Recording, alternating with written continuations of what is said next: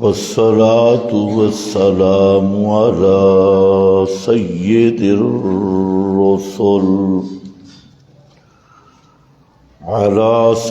الرسل وخاتم الأنبياء. أما بعد فأعوذ بالله من الشيطان الرجيم. بسم الله الرحمن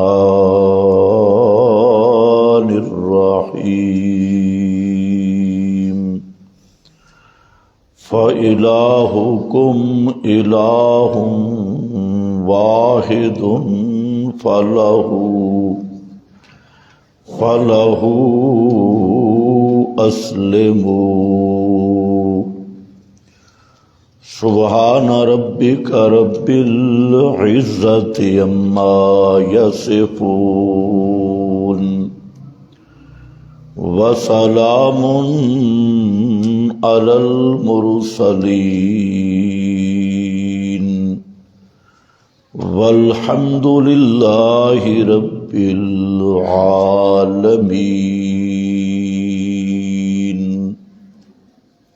سورۃ الحج آیت نمبر 34.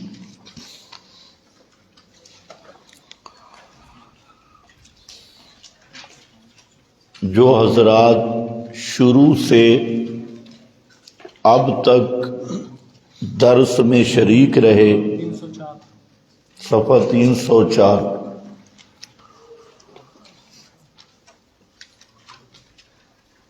ان حضرات کے لیے بات سمجھنا آسان ہے کہ 4 دروس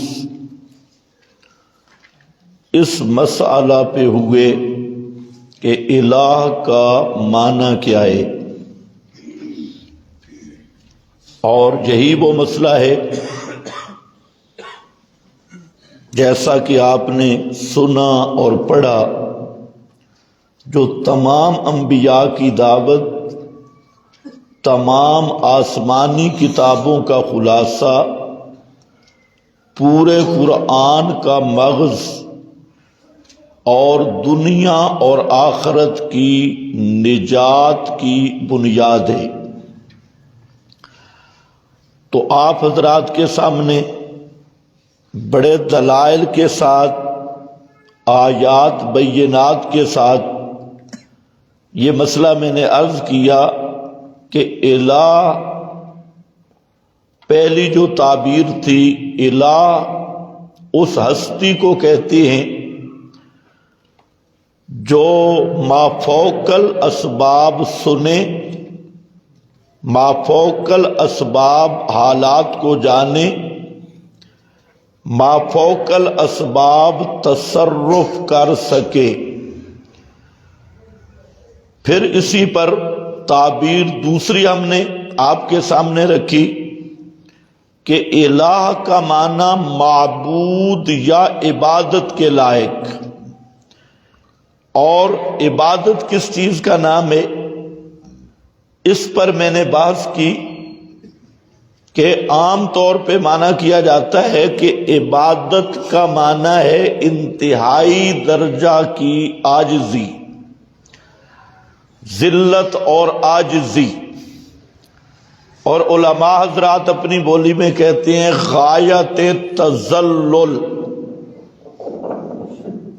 بعض مفسرین نے بھی یہ معنی لکھا.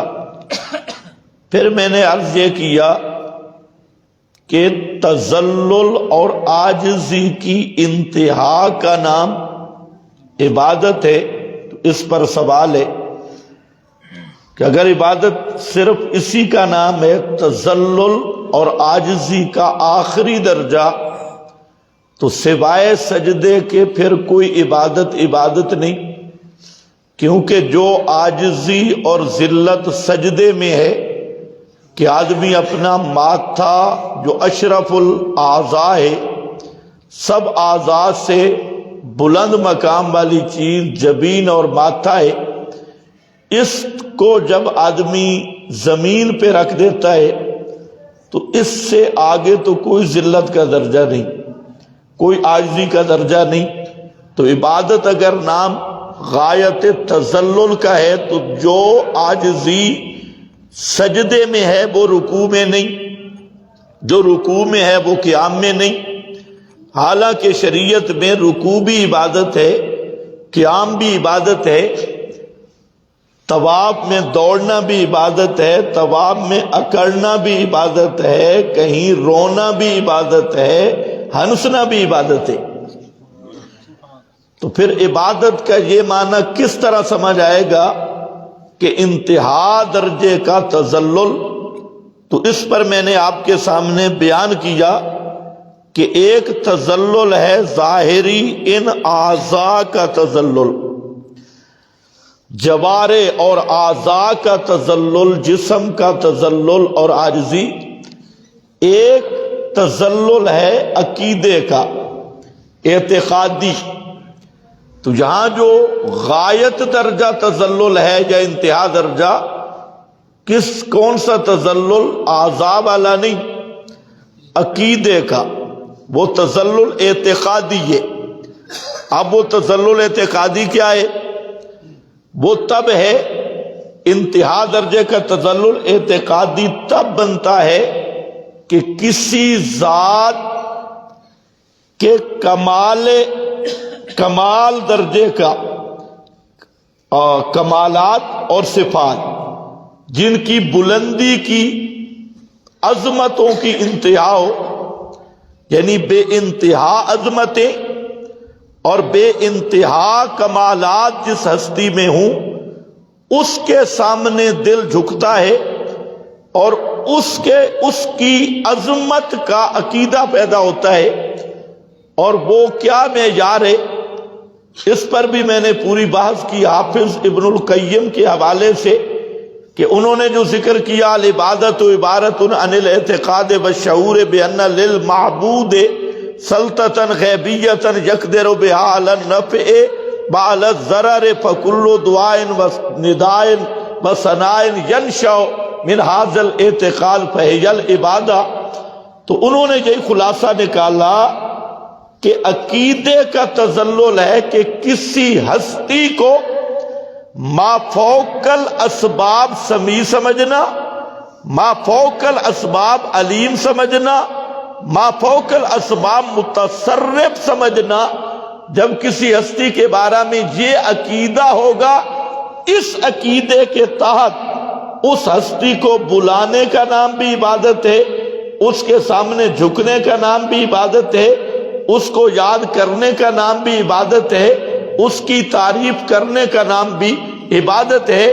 اب یہ جو ما فوق الاسباب تصرف ہے، اسی کو تعبیر کرتے ہیں غائبانہ تصرف، غائبانہ تصرف۔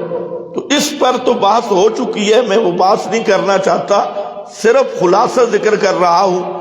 اس کے بعد پھر ایک تعبیر آئی کہ عبادت کی اقسام کیا ہیں، عبادت کی قسمیں کیا ہیں۔ چلو یہی آسان تعبیر کہ لا الہ الا اللہ، اللہ کے سوا عبادت کے لائق کوئی نہیں۔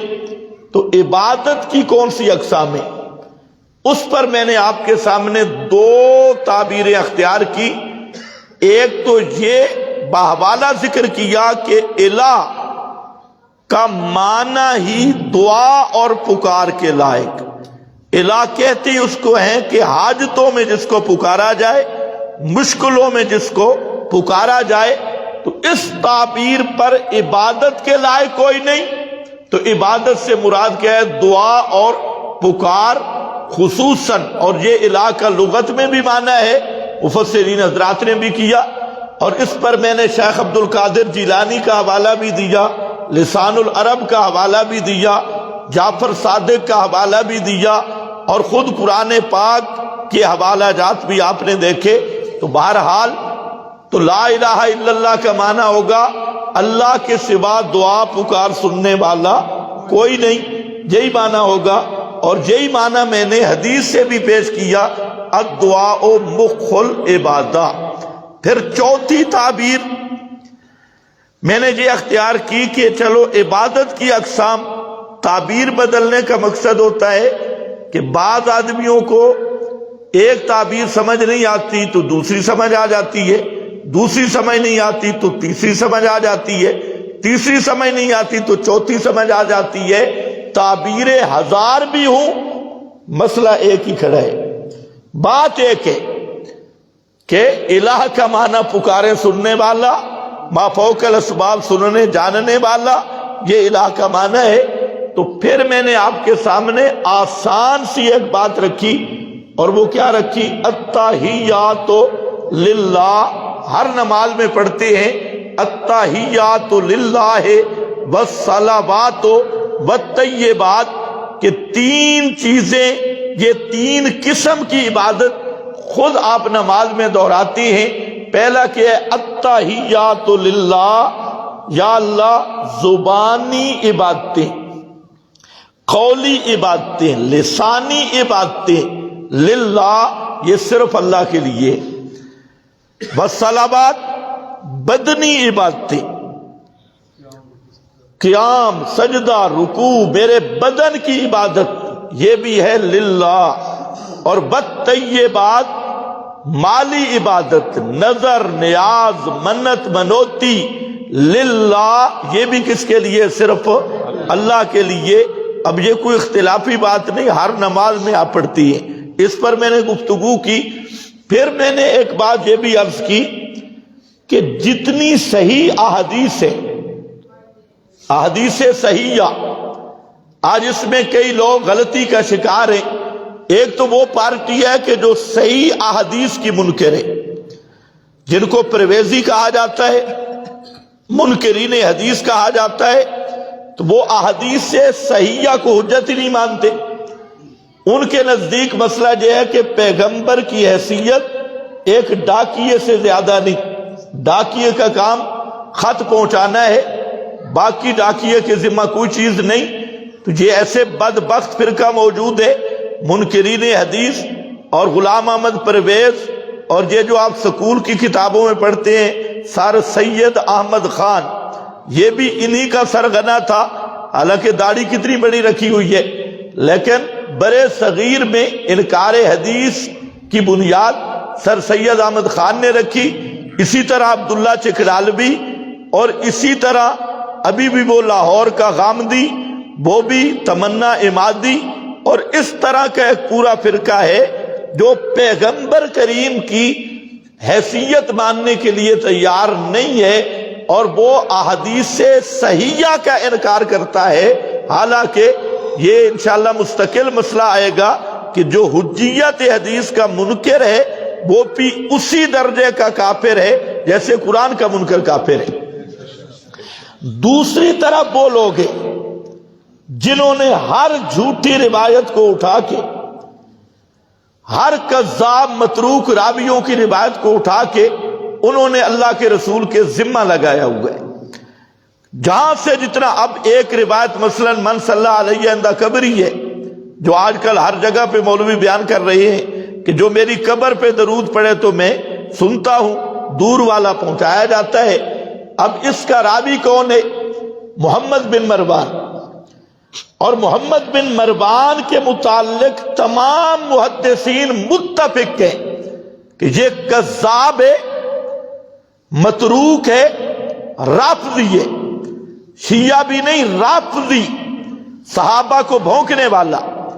اب ایک رافضی راوی، متروک راوی، اور صحابہ کا دشمن راوی، اس کی روایت کو بڑے دھڑلے سے کہنا کہ یہ پیغمبر کریم نے فرمایا، اب یہ بھی صریح کفر ہے کہ ایک موضوع اور من گھڑت روایت کو رسول اللہ کے ذمہ لگانا کہ آپ نے نہیں فرمایا، حالانکہ نبی کریم علیہ السلام کی متواتر حدیث موجود ہے، من کذب علیہ متعمدا فلیتبوأ مقعدہ من النار، کہ جس آدمی نے جان بوجھ کے جھوٹ بولا تو وہ پکا جہنمی ہے۔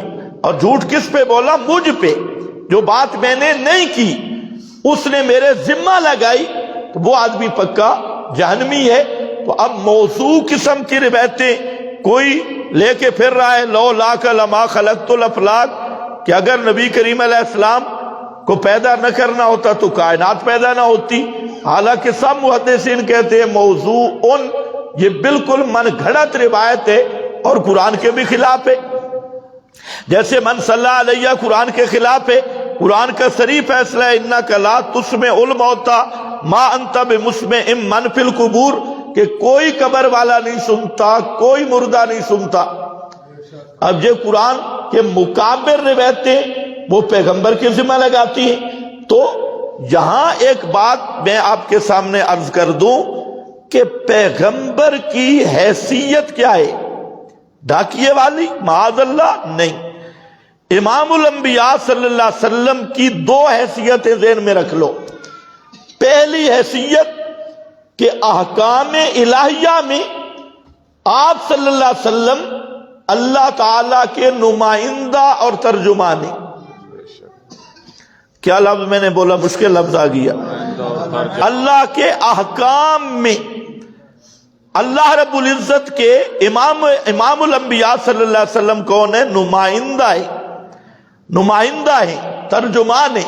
اسی لیے آپ کو قرآن پاک میں یہ تو ملے گا اطیعوا اللہ و اطیعوا الرسول، اور کہیں آپ کو فعل نہیں ملے گا اطیعوا کا۔ اللہ تعالیٰ کے ساتھ فعل ہوگا من یطع اللہ والرسول، جس نے اللہ کی اطاعت کی، اور الرسول یہاں اطاعت کا فعل نہیں ذکر کیا، یہ مضمون بھی ملے گا۔ اور یہ کہیں نہیں ملے گا کہ جس نے اللہ کی اطاعت کی اس نے رسول کی اطاعت کی، پورے قرآن میں نہیں۔ یہ قرآن میں موجود ہے من یطع الرسول فقد اطاع اللہ، جس نے رسول کی اطاعت کی اس نے اللہ کی اطاعت کی۔ تو یہ دلیل ہے اس بات کی کہ امام الانبیاء صلی اللہ علیہ وسلم یہ احکام میں اللہ تعالیٰ کے نمائندہ ہے، ترجمان ہے۔ اور دوسرا آپ کی حیثیت قرآن نے ذکر کی ہے لِتُبَيِّنَ لِلنَّاسِ، آپ قرآن مقدس کے من جانب اللہ شارع مفسر ہیں، وضاحت کرنا آپ کے ذمہ ہے، اور جو آپ بیان کریں گے قرآن کا اس کو قرآن نے خود کہا اِنَّا عَلَيْنَا بَيَانًا، وہ بیان بھی ہوگا اللہ تعالیٰ کی جانب سے۔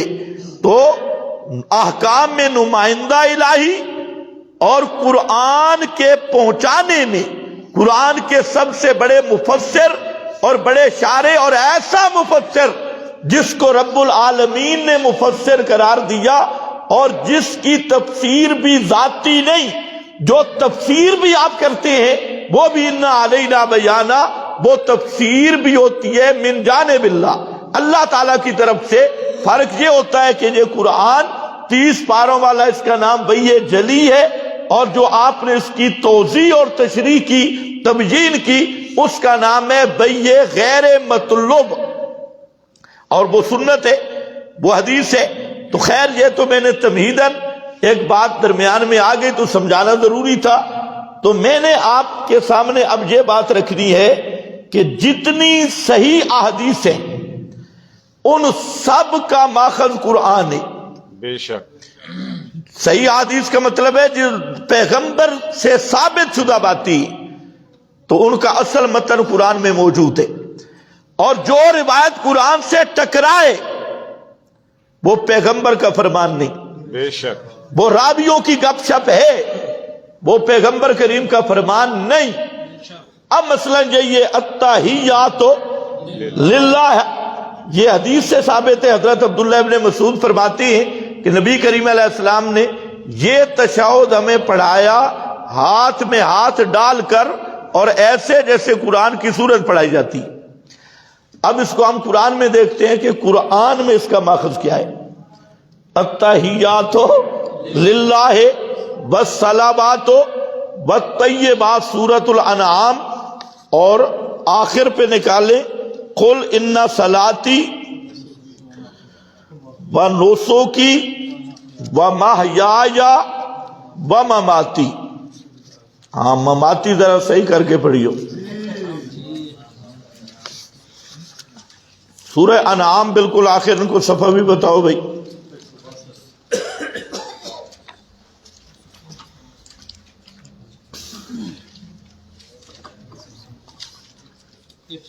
آیت نمبر 161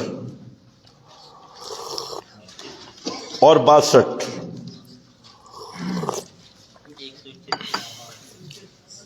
صفحہ نمبر 136. 136. اس کو تھوڑا سا میں اوپر سے شروع کر رہا ہوں. قل اننی ہدانی ربی، قول فرما دیجئے میرے محبوب، اننی ہدانی ربی، بے شک میں ہدایت کی مجھے میرے رب نے، ربی الی صراط مستقیم، کس کی طرف؟ صراط مستقیم کی طرف. ذرا لفظوں پہ غور کرنا، یہ سب سے بڑی اللہ کی نعمت ہے. آپ مانگتے ہیں نا اہدنا الصراط المستقیم، اب یہاں آیا قول فرما دیجئے میرے محبوب پیغمبر، اننی ہدانی ربی الی صراط مستقیم. وہ صراط مستقیم کیا ہے؟ دینن کے یمن، بڑا مضبوط دین، پکا دین، مضبوط دین. مضبوط با اعتبار دلائل کے، یہ دین وہ ہے جو بڑا مضبوط دین ہے. عقلی دلائل بھی اس پہ، نقلی دلائل بھی اس پہ، وحی کے دلائل بھی اس پہ، فطری دلائل بھی اس پہ. عنوان آ رہا ہے دین مضبوط کیا ہے؟ فرمایا ملت ابراہیم حنیفا، ملت ابراہیم، یہ ابراہیم علیہ السلام کی ملت، دین ابراہیمی ہے، ابراہیم پیغمبر والا دین. ملت ابراہیم، ابراہیم کون تھے؟ سبحان اللہ، ابراہیم کون تھے؟ فرمایا حنیفہ. حنیفہ کا معنی شیخ پنج پیر کرتے ہیں ہر باطل پہ رد کرنے والا. حنیفہ کا معنی ہر باطل پہ، اردو میں معنی یکسو. یکسو، یکسو سمجھتے ہو؟ یک کا معنی ایک اور سو کا معنی طرف، ایک طرف والا، دو طرفہ نہیں. یکسو ایک طرف والا، دو طرفہ نہیں. موحدوں کے ساتھ بھی گھل مل گیا، مشرکین کی 11ویں بھی کھایا. دو طرف نہیں، اہل توحید کے ساتھ بھی بیٹھ گیا اور چلا پارٹی کے ساتھ بھی نہیں. حنیفہ یکسو، ہر ایک سے منہ موڑنے والا، ایک اللہ سے جوڑنے والا اور ہر باطل پہ رد کرنے والا. آگے ذرا خیال کرنا ہے، وَمَا كَانَ مِنَ الْمُشْرِكِينَ، سبحان اللہ.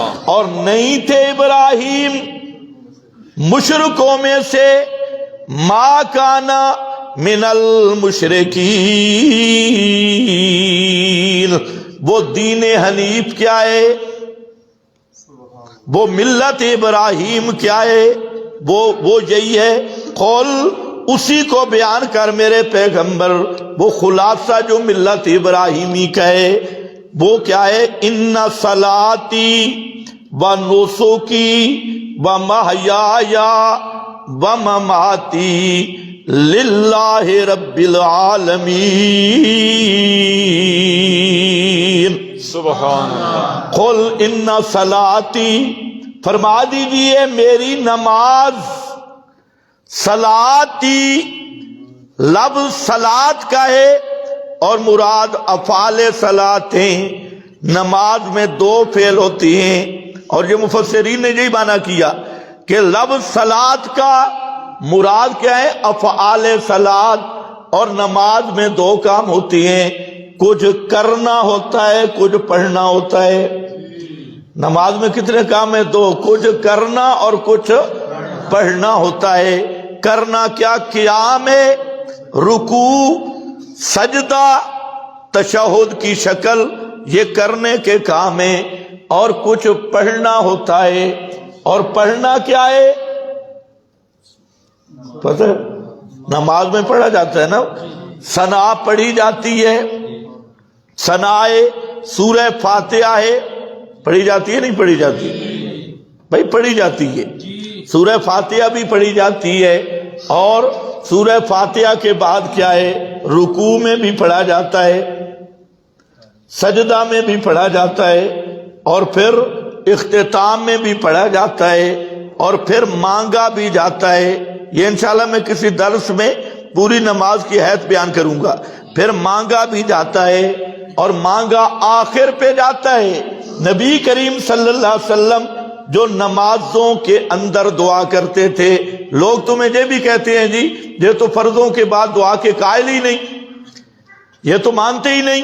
تو میں نے کہا جو پیغمبر کریم نے اجتماعی دعا مانگی ہے فرضوں کے آخر میں، فرضوں کے بعد نہیں، فرضوں کے آخر میں، مقتدی بھی پڑھتا ہے، امام بھی پڑھتا ہے۔ ہم بھی وہ اجتماعی تو کر رہے ہیں، ہمارا مقتدی بھی پڑھتا ہے، امام بھی پڑھتا ہے، اور وہ دعا ہے درود کے بعد۔ درود جب پڑھ لیا، درود کے بعد کیا ہے؟ جو مرضی مانگو، جہاں سارے فقہا نے لکھا، یہ لازمی نہیں کہ آپ نے جو رٹی رٹائی ہے وہ ایک رسالے سے، وہ نہیں، قرآن و سنت کی کوئی دعا بھی مانگ سکتی ہیں۔ نبی کریم علیہ السلام جہاں مانگتے تھے اللہم انی اعوذ بک من عذاب القبر، یہ بھی آپ مانگتے تھے، یہاں مانگتے تھے درود کے بعد اور سلام سے پہلے۔ اور اسی کے بارے میں فرمایا گیا کہ یہ فرض نمازوں کے بعد دبر الصلوات، دبر الصلوات کا مطلب کیا ہے؟ دبر شے من الشے، تو دبر الصلوات کا یہ مطلب نہیں سلام کے بعد، سلام سے پہلے اور درود کے بعد، یہ مقام ہے دعا کا۔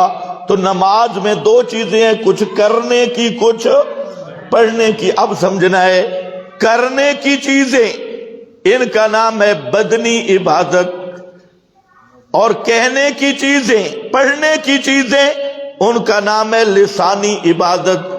پتہ نہیں تمہیں سمجھ بھی آئی کہ نہیں؟ تو قل ان صلاتی میں جو آپ نے التحیات للہ میں کہا تھا، تینوں قسم کی عبادت، زبان والی بھی، بدن والی بھی، اور مال والی بھی، للہ، یہ صرف اللہ کے لیے ہے۔ تو الصلاتی میں دونوں آ گئیں۔ آگے کیا ہے؟ بانوسوں کی، بانوسوں کی میری قربانیاں، نوسوں کی میری منت منوتی، میری نظر نیاز، نوسوں کی مال والی عبادت، ومحیایا ومماتی، میرا زندہ رہنا بھی اور میرا مر جانا بھی، میری زندگی بھی میری موت بھی۔ مماتی کا معنی میری، آپ کو سمجھ؟ مماتی کا معنی میری، آپ کو کہتے کیا ہے؟ لوگ کیا کہتے ہیں؟ یہ مماتی ہیں، یعنی ہماری موت ہے۔ ہم کہتے ہیں نا میرا بھائی، ہم تو آپ کے لیے پیغام حیات ہیں، تم نے ہمیں اپنے لیے موت سمجھ لیا ہے، اور تیرا حق بنتا ہے کہ واقعی ہم قرآن کے مقابل جھوٹی روایتوں کی موت ہیں، قرآن کے مقابل جھوٹے اقوال کو ختم کرنے والے ہیں۔ ہم کہتے ہیں لوگوں، ایک قرآن رب کا کلام ہے، اور اس کے مقابل کسی روایت کو ہم ماننے کے لیے تیار، کسی بزرگ کے قول کٹورے کو ماننے کے لیے تیار۔ بزرگوں کا ادب کریں گے، احترام کریں گے، اکابر کا ادب و احترام کریں گے، لیکن اللہ کی کتاب یہ وہ کتاب ہے جس کے ماتھے پہ لکھا ہے ذالک الکتاب لا ریب فیہ۔ یہ بورڈ قرآن کے علاوہ بخاری پہ بھی نہیں لگ سکتا، مسلم پر بھی نہیں لگ سکتا، نہ جب بخاری اور مسلم پر یہ بورڈ نہیں لگ سکتا تو بابے کی کتاب پہ کیسے لگے گا؟ خیر مسئلہ وہ آئے گا انشاءاللہ. قل انا صلاتی و نسکی و محیای و مماتی، آگے ذرا خیال کرنا ہے، للہ. سبحان. یہ وہی چیز ہے، التحیات للہ والصلوات والطیبات. وہاں پر بھی ایسے ہی ابن عباس کے اس تشہد میں وہاں ساتھ ساتھ آ رہا ہے، التحیات للہ والصلوات للہ والطیبات للہ، للہ رب العالمین. سبحان اللہ. اور رب العالمین لا شریک لہ، کوئی شریک نہیں اس کا. وَبِذَالِكَ أُمِرْتُ وَأَنَا أَوَّلُ الْمُسْلِمِينَ. مجھے اللہ کی طرف سے اسی چیز کا حکم ملا اور میں ہوں سب سے بڑا فرما بردار. اول نمبر کا یا اول هذه الامہ، اس امت میں پہلا یا پہلے نمبر کا میں خود فرما بردار ہوں. قل اغیر اللہ ابغی ربا، کیا اللہ کے سوا کسی اور کو مشکل کشا مان لوں، حاجت روا مان لوں؟ یہاں ربن بے معنی الہن ہے. رب کا لفظ اپنے معنی میں بھی ہوتا ہے اور کہیں رب کا بے معنی الہ کے بھی ہوتا ہے. جیسے ربنا اللہ ثم استقاموا الہنا اللہ الست بربکم بالہکم، کیا میں تمہارا رب نہیں یعنی الہ نہیں؟ تو یہاں پر بھی کیا ہے، ہوا رب کل شیء، وہی ہے رب ہر چیز کا، تو اللہ کے سوا کوئی دوسرا الہ نہیں. تو مسئلہ کیا نکل آیا کہ قولی عبادت بھی کس کے لیے؟ اللہ کے لیے. اور قولی عبادت میں پہلا نمبر کس کا ہے؟ دعا پکار، سڈ سور پکار، دعا پکار، یہ صرف اللہ کے لیے. اگر پیغمبر کی پکار کرے گا تو کیا فتویٰ لگے گا؟ نہیں نہیں نہیں نہیں نہیں، توبہ توبہ توبہ، اتنے سخت فتوے نہ لگو. کہو کلمے کا منکر ہے، لا الہ الا اللہ کا انکار ہے. توجہ ہے نا بھئی، لا الہ الا اللہ کے وعدہ ختم ہو گیا نہیں ہو گیا؟ لا الہ الا اللہ میں کہا تھا کہ عبادت کے لائق کون ہے، اور حاجتوں اور مشکلوں میں پکارنا جب عبادت ہے تو پھر المدد یا رسول اللہ ما فوق الاسباب تصرف اور علم غیب مان کے کرے تو وہ کیا بن جائے گا؟ لا الہ الا اللہ کا کیا بن جائے گا؟ منکر. اس نے رسول کو الہ مانا ہے. اس کا نام 1000 دفعہ وہ عشق رکھے، اللہ کے ہاں یہ شرک ہے. اس کا نام محبت رکھے، اللہ کے ہاں یہ کفر ہے. اور لا الہ الا اللہ کا انکار ہے. اسی طرح حضرت علی کو سما کے عقیدے سے پکارے، کسی اور ولی نبی کی قبر پہ جا کے وہاں پر کہے یہ سنتے بھی ہیں اور سفارشیں کرتے بھی ہیں، تو یہ کون ہے جو کلمے کا انکار کر گیا؟ اس نے لا الہ الا اللہ کا انکار کیا ہے. نام بدلنے سے تو چیز نہیں بدلتی. میں یہ پیالی ہے، میں اس کا نام ڈرم رکھ لوں تو یہ ڈرم بن جائے گا؟ یہ پیالی رہے گی، نام جو مرضی میں رکھ لوں. بھئی کام تو وہ کر رہے ہیں جو خالص شرک ہے اور اس کا نام تم رکھ دیتے ہو عشق ہے، محبت ہے، ادب ہے. تو عشق اور محبت کے لیبل سے شرک کی حقیقت تو نہیں بدلتی.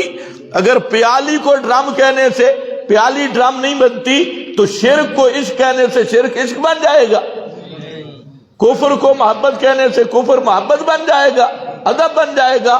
یہ بات ہے سمجھنے والی. اب ذرا دیکھو، جہاں میں نے بات مکمل کر دی اور ضابطہ بھی میں نے بیان کر دیا کہ ہر صحیح حدیث آئی کہاں سے ہے؟ قرآن سے. اسی طرح اگر دیکھو گے، اور میرا دعویٰ ہے کوئی صحیح حدیث پیش کرے اس کا ماخذ قرآن سے میں بتاؤں گا کہ یہ قرآن پاک کی کس آیت سے آ رہی ہے. یہ ایسا مسئلہ ہے، آپ تو ماشاءاللہ خوش ہو رہے ہیں، لیکن بڑے بڑے شیخ الحدیث سن کر ان کے پیٹ خراب ہو جاتی ہے. اصل مصیبت یہ ہے کہ لوگوں کو نہ قرآن آتا ہے نہ حدیث. حدیث پڑھانی ہے شرح بابے والی دیکھنی ہے، اردو والی. بھائی حدیث پڑھانی ہے خدا کے بندیا، حدیث دیکھ. قرآن سمجھ قرآن سے آتا ہے، حدیث سمجھ حدیث سے آتی ہے. جس طرح قرآن اپنی تفسیر خود کرتا ہے، پیغمبر کا فرمان بھی اپنی تفسیر خود کرتا ہے، لیکن یہ شیخ الحدیث بن کے بیٹھا ہے اور دیکھ کیا رہا ہے؟ بابے والی شرح. نہ بابے قرآن دیکھے تھے نہ شیخ الحدیث نے. اب دیکھو یہ سورۃ الحج میں آ جاؤ. میں تھوڑا سا آگے چل رہا ہوں. عبادت کی پہلی قسم آپ کو سمجھ آ گئی ہے. پہلی قسم کون سی؟ دعا اور پکار. اب ایک اہم قسم ہے، چونکہ یہ درس ہے اور مولانا طلحہ نعمانی صاحب کا حکم بھی ہے کہ یہ آخری مسئلہ الہ کا درس جہاں ختم کرنا ہے، ورنہ تو اس پر 50 درس ہوتے، پورا جا کے مسئلہ تب حل ہوتا. تو ہم 5 پہ ختم کر رہے ہیں، تو صرف آپ کو عنوان میں دے سکتا ہوں، پوری تفصیل نہیں. اب ہے مالی عبادت. مالی عبادت کیا ہے؟ نظر منت، نظر نیاز، منت منوتی، 4 لفظ. نظر نیاز، منت منوتی، چاروں کا معنی ایک ہی ہے. یہ جو نظر نیاز ہے، منت منوتی ہے، یہ کیا ہے؟ کسی ہستی کو ما فوق الاسباب متصرف سمیع مان کر اس کی خوشنودی کے لیے کوئی چیز دینا کہ میرے اس دینے سے یہ میرا کام کر دے گا یا کروا دے گا. منت منوتی تو آپ جانتے ہیں. منت منوتی یہ کہ کسی ہستی میں، مثلا جو لوگ مزاروں پہ منتیں مانتی ہیں، بابے کے نام کی منت، تو کیا عقیدہ ہوتا ہے کہ یہ بابا خوش ہو کر میرا کام کر دے گا یا کروا دے گا. کالا ککڑ تے کالا بکرا، 11ویں تے 12ویں، یہ کیوں ہوتی ہے؟ کہ یہ بابے کے نام کی سبیل ہے، یہ بابے کے نام کا دمبا ہے، یہ بابے کا نام کا بکرا. اور پوری توجہ چاہوں گا، یہ بابے کے نام کا چاول ہے، مٹھائی ہے، لڈو ہے، فلانی چیز ہے، حلوہ ہے، چاول ہے. عقیدہ کیا ہے کہ یہ جب بابے کے نام پہ دوں گا تو بابا میرا کام کر دے گا یا کروا دے گا. اس کا نام بنتا ہے تقرب. کیا لفظ ہے؟ تقرب. صرف غیر اللہ کا نام آنے سے چیز حرام نہیں ہوتی جو مولوی دھوکہ دیتا ہے. مولوی کہتے ہیں دیکھو جی غیر اللہ کا نام آنے سے، نہ غیر اللہ کے تقرب.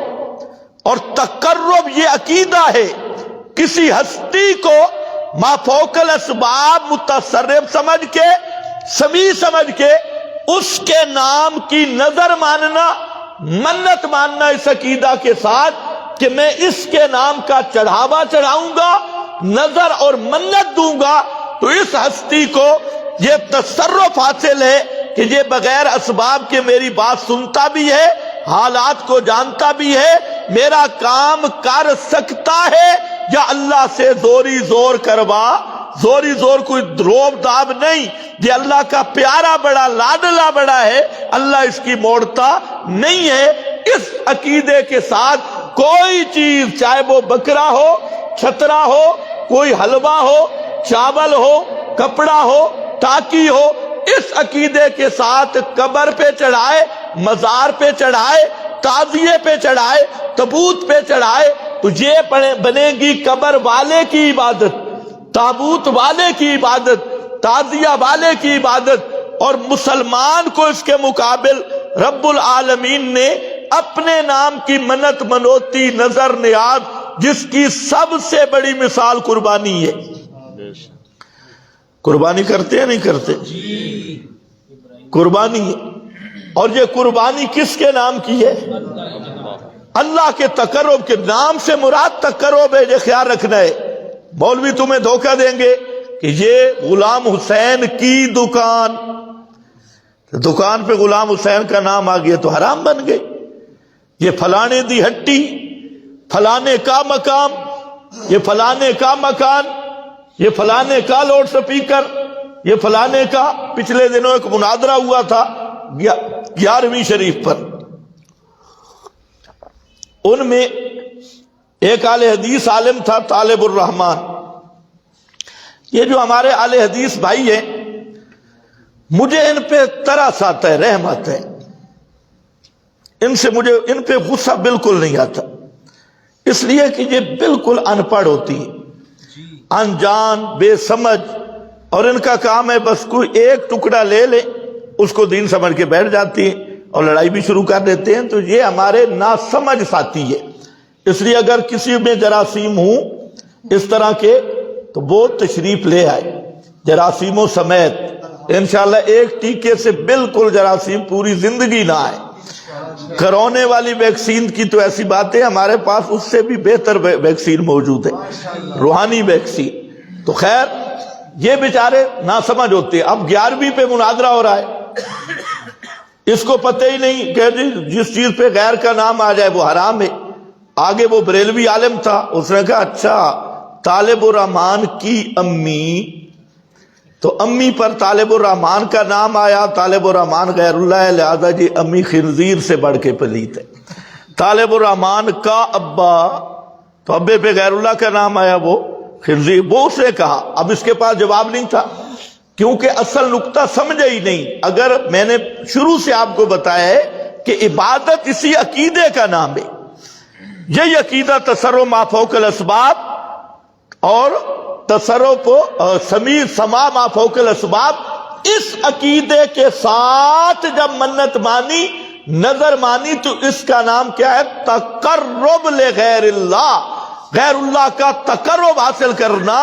تو نظر، منت، منوتی میں اصل یہی تقرب ہے اور یہی عقیدہ ہے کہ یہ بابا میری سنتا بھی ہے اور میرا کام کر دیتا ہے یا کروا دیتا ہے. یہ عقیدہ ہے شرک. اور وجہ یہی ہے کہ اگر عبادت کا معنی سمجھ آ گیا تو یہ بن جاتا ہے غیر اللہ کی عبادت. اور عبادت کس کی ہے؟ صرف اللہ کی ہے. تو اس لیے نظر، نیاز، منت، منوتی، یہ 4 لفظ ہیں اور چاروں کو عربی میں بھی نظر کا لفظ آتا ہے، لیکن خلاصہ یہ ہے سمجھانے کے لیے کہ اس کا نام ہے تقرب لغیر اللہ، غیر اللہ کا تقرب حاصل کرنا. تقرب کا میں نے معنی پھر تیسری دفعہ بھی سمجھا دوں. تصرف کا معنی یہ ہے اللہ کے سوا کسی کو ما فوق الاسباب سمیع سمجھ کر، متصرف سمجھ کر، اس عقیدے کے ساتھ بکرا، چھترا، مرغا ماننا کہ بابے کے نام کا دوں گا. عقیدہ یہ ہے کہ یہ بابا کچھ کام کر دے گا، کچھ اللہ سے کروا دے گا. اس کا نام ہے نظر، نیاز.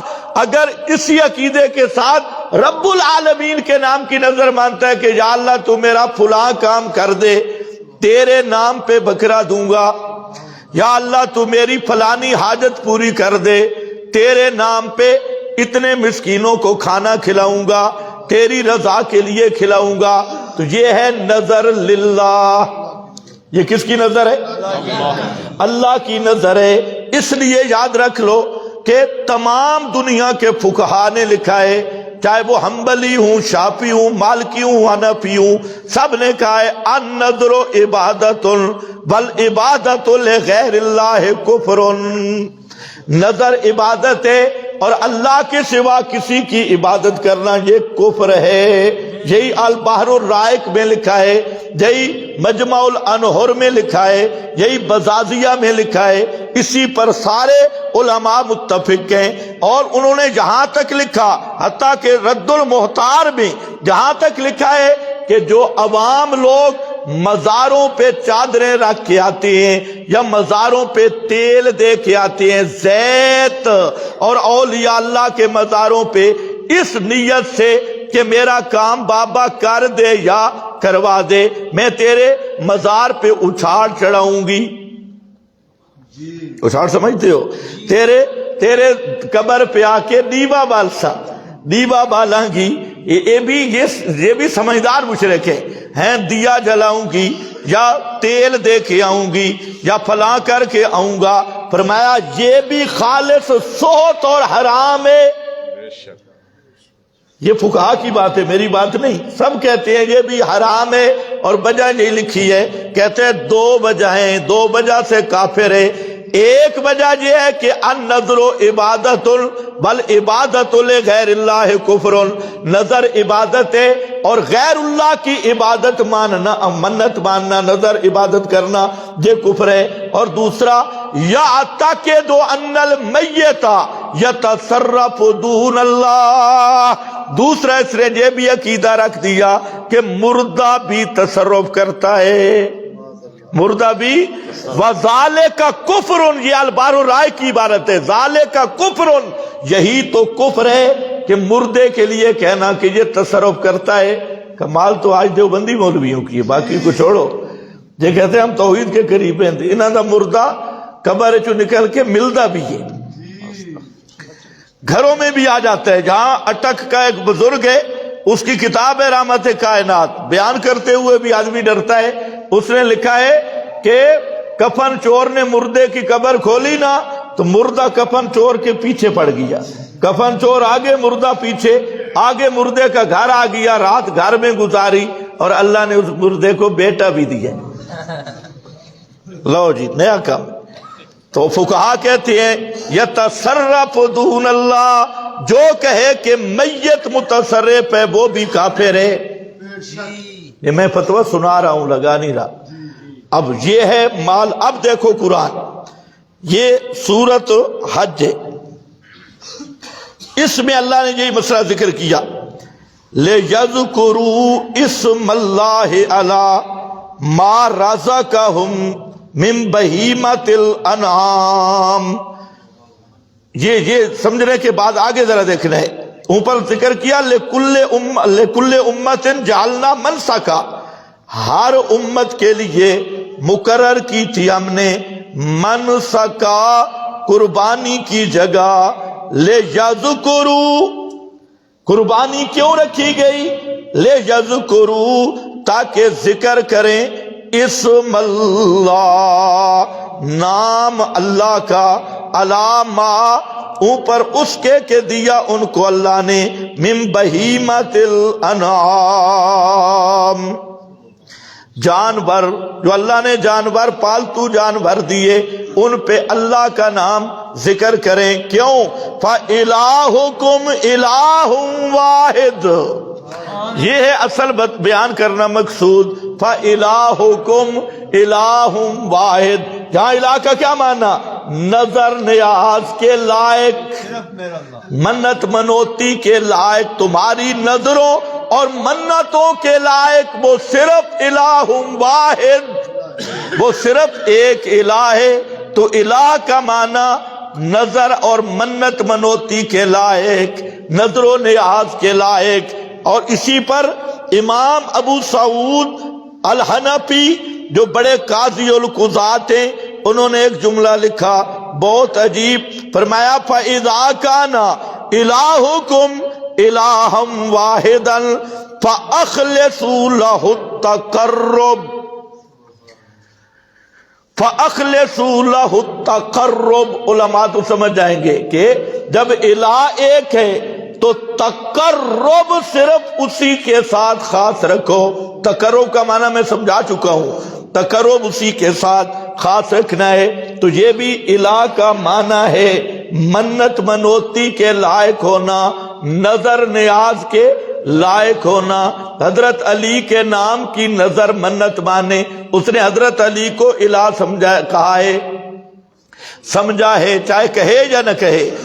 رسول اللہ کے نام کی 11ویں 12ویں مانے، پیر عبد القادر جیلانی کے نام کی نظر منت مانے. یہ پیر عبد القادر جیلانی کو کیا سمجھ رہا ہے؟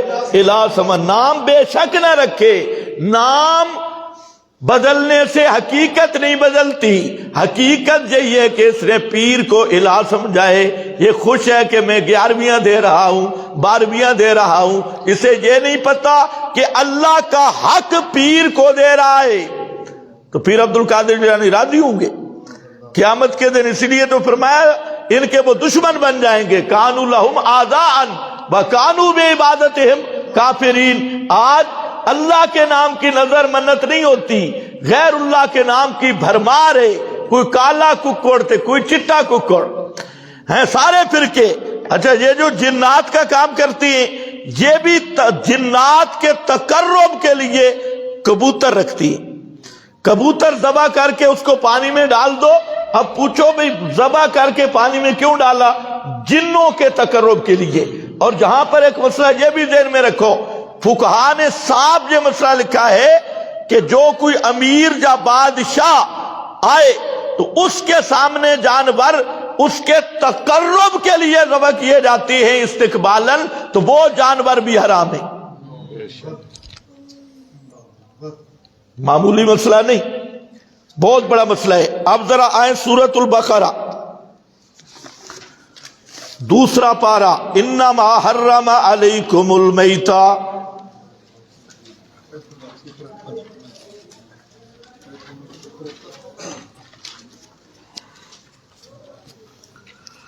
ان کو صفحہ بھی بتا دینا۔ صفحہ 25۔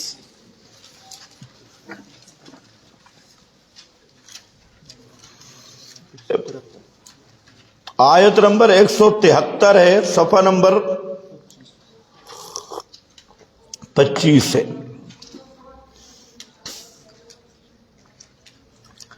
اس طرح قرآن سمجھنا یہ ثواب ہے، وہ ختموں والا ثواب نہیں جو آپ خوش رہتے ہیں۔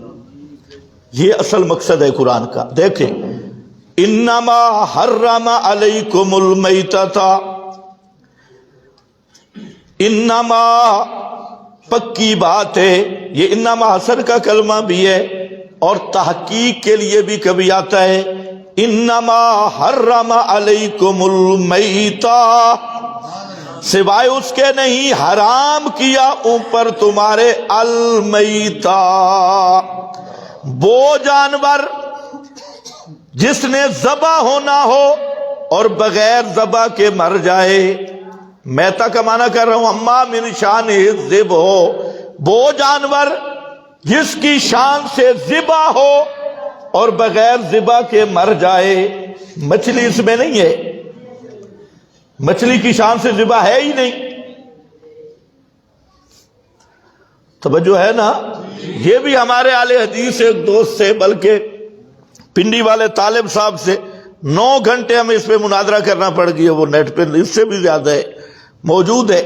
اب وہ کہتا کیا تھا، جو میرے اہل حدیث بھائی بیٹھے ہیں ان سے میری گزارش ہے، وہ ذرا توجہ سے سنیں۔ وہ کہتا تھا کہ قرآن کے مقابل حدیث حجت ہے۔ اس پر اس نے شور ڈالا اور اس نے مثال دی کہ قرآن نے مچھلی کو حرام کہا، حدیث میں آیا مچھلی حلال ہے، تو تم بھی قرآن نہیں مانتے جیسے ہم نہیں مانتے۔ یہ اس نے ایک اعتراض کیا، تو کہتے ہیں قرآن نے مچھلی کو حرام کہا، حدیث میں مچھلی کو حلال کہا۔ اسی طرح کا قرآن نے گدھے کو وہ کہہ رہا تھا حلال کہا، اور بے ایمانی یہ کی کہ میرا کلپ توڑ پھروڑ کے نا وہ میڈیا پہ لگا دیا کہ یہ کہتا ہے گدھا حلال ہے۔ تو قرآن میں کیا کہا؟ وہ کہتا ہے قرآن نے گدھے کو حلال کہا ہے، حدیث نے گدھے کو حرام کہا ہے، تو جہاں تم قرآن کے مقابل حدیث مان رہے ہو۔ میں نے کہا بھائی قرآن میں ایک جگہ پہ بھی قرآن نے مچھلی کو حرام نہیں کہا، بلکہ مچھلی کی علت خود قرآن سے ثابت ہے۔ مچھلی کی علت خود کس سے ثابت ہے؟ کئی مقامات، ایک نہیں کئی مقامات قرآن پاک سے ثابت ہے مچھلی حلال ہے۔ حضرت موسیٰ کے ساتھ یوشع بن نون کیا لے کے جا رہا تھا؟ اور اسی سے ناشتہ کیا۔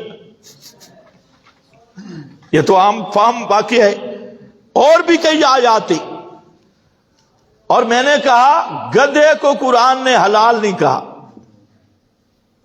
گدھے کو اگر قرآن حلال کہتا، حدیث حرام کہتی، تقابل تب بنتا تھا۔ مچھلی کو قرآن حرام کہتا، حدیث حلال کرتی، تقابل تب بنتا تھا۔ اس بیچارے نے سورہ انعام کی ایک دفعہ آیت پڑھ بیٹھا، میں نے کہا اس کا ترجمہ کر، وہ میں ابھی دکھاتا ہوں آپ کو۔ پھر پورے مناظرے میں ترجمہ کرنے کی ہمت نہیں ہوئی، نہیں کیا، اس میں پھنس گیا۔ پھر یہ آیت پڑھی انما، میں نے کہا انما کا معنی متعین کر، کیا انما کا معنی؟ دوسرا المیتہ کس کو کہتی ہیں؟ اسی پہ وہ بیچارہ پھر کہتے ہیں مجھے فالج پڑ گئی ہے۔ اللہ بھی ان کو بھی صحت دے۔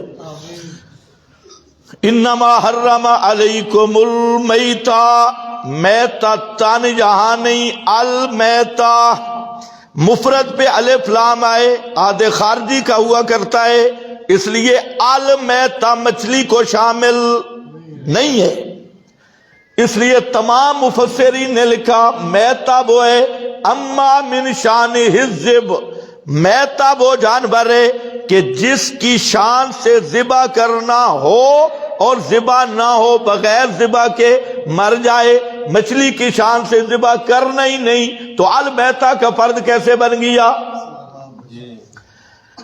مردار جانور، گائے بغیر ذبح کے مر گئی، بکری مر گئی، بھینس مر گئی، ذبح نہیں کی گئی، المیتہ تو وہ ہے مردار، یہ پہلا حرام۔ والدم، اور دوسرا الدم، خون بھی خاص جو دم مسفوح ہے، دوسرے مقام پہ وضاحت کی، اس لیے جہاں پہ الف لام آئے، اگر ہار خون ہو تو پھر تو گوشت کے اندر بھی تو خون، تو پھر تو گوشت بھی حلال نہیں ہونا چاہیے۔ والدم، اور دم مسفوح آگے، ولحم الخنزیر، اور خنزیر کا گوشت، کتنی چیزیں آگئی؟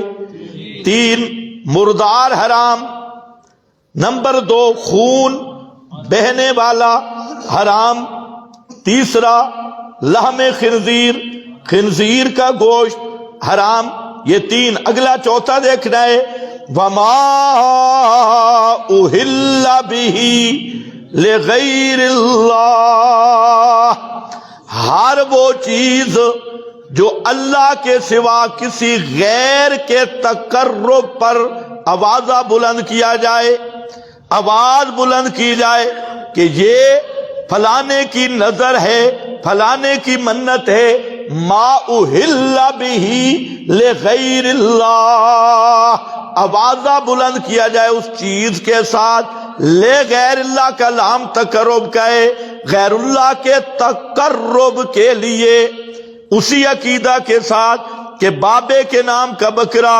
فلانے کے نام کا بکرا، اس نیت سے کہ بابا میری سنتا بھی ہے اور کام کر سکتا ہے یا کروا دیتا ہے، فما اہل بہ لغیر اللہ، یہ خنزیر سے بھی بڑھ کے حرام، بے شک خنزیر سے بھی، یہ میں نے کیسے کہہ دیا؟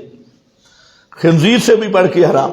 اس کی ایک وجہ ہے، قرآن پاک کا قانون ہے کہ جب قرآن ایک مضمون کو کئی جگہ پہ بیان کرے ترتیب بدل دیتا ہے، پورا قرآن دیکھنا ہے، آگے پیچھے کر دیتا ہے۔